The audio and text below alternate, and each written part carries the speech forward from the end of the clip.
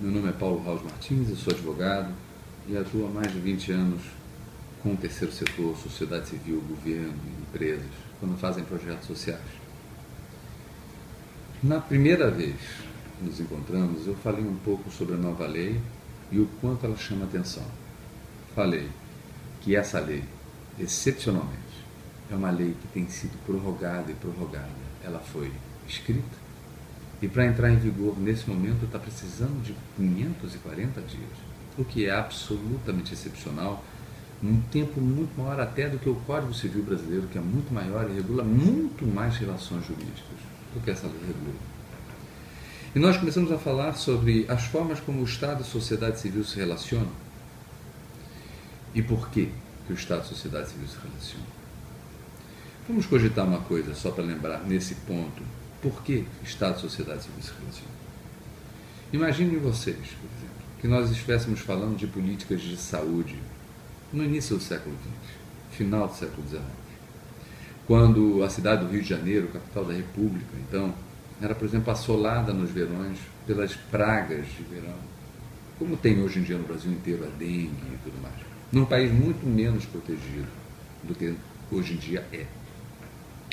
E a febre amarela agraçava pelo Brasil inteiro.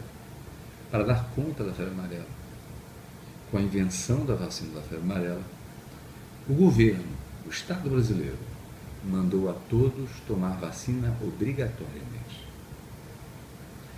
Colocavam-se as pessoas à força policial. Paravam-se elas e dava-se vacina nelas. À força. Isso era uma medida de saúde pública. E isso foi tão chocante para a sociedade carioca que teve uma revolta imensa no Rio de Janeiro. Uma revolução aconteceu aqui. E ela foi tão importante que até hoje grande parte das ruas do Rio de Janeiro são de pessoas, de personagens envolvidos nessa revolução que foi a revolta da vacina. Bem, a gente tinha um problema de saúde, que era um problema social. E a forma como o Estado tratou desse problema social foi como o Estado sabia tratar, na base da ordem, da polícia, do poder. Imaginem vocês se isso seria possível hoje em dia. Quando se trata da dengue, seria com polícia, com um cacetete, com poder, o caminho a ser trilhado para a gente superar a epidemia da dengue? Todos sabemos que não. E a da AIDS, que depende de cada um de nós, que depende de cada uma das pessoas e que no carnaval pode se transformar num grande problema. Como foi que o Brasil conseguiu ter o melhor projeto do mundo de superação da AIDS? O Brasil conseguiu isso porque o Estado brasileiro se uniu voluntariamente às organizações da sociedade civil que já atuavam no combate à AIDS, no esclarecimento da questão da AIDS, na prevenção da AIDS. E ao se juntar o Estado com a própria sociedade, nós conseguimos ter o melhor resultado de campanhas contra a AIDS do mundo. É claro que hoje em dia você precisa para o Estado ser eficiente, para que as políticas aconteçam de maneira correta, que o público esteja junto, que a sociedade esteja junto. E como é que o Estado se relaciona com a sociedade? No vídeo anterior nós falamos um pouco sobre isso, sobre os convênios, e que eles tinham falhas graves. E uma das falhas é que eles não permitiam, por exemplo, a seleção de projetos, fazendo com que o governante sempre escolhesse quem lhe interessasse mais, eventualmente. E isso produzia a possibilidade, a potencialidade de haver malversação com a escolha errada, com a transmissão de recursos para pessoas que não necessariamente iriam fazer o que deveria ser feito, ou que mesmo que fizessem, poderiam malversar depois.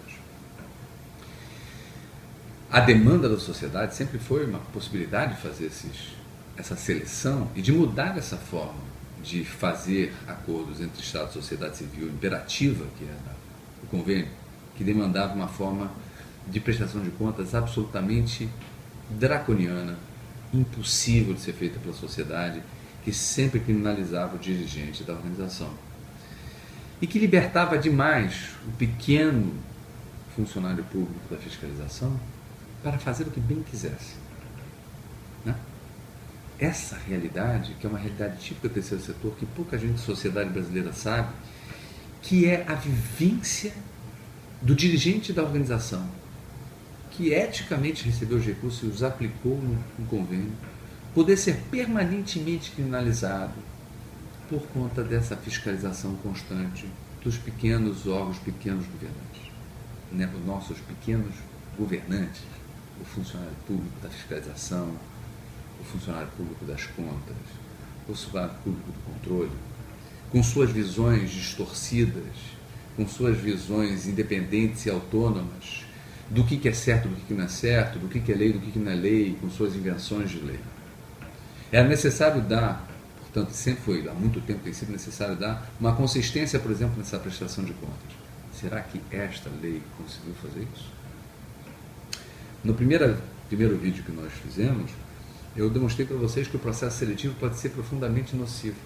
Porque se eu tiver de ser obrigado a fazer um projeto seletivo, eu, como governante, não vou poder financiar a APAE da minha cidade.